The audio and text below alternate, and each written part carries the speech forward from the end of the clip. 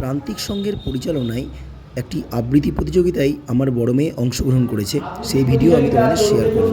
আমরা আমাদের যে অনুষ্ঠান মঞ্চ আছে ওখানে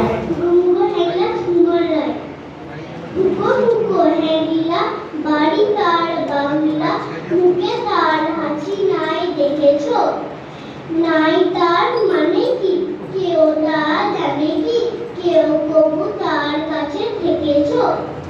শ্যামা দাস মামা তার আফিংয়ে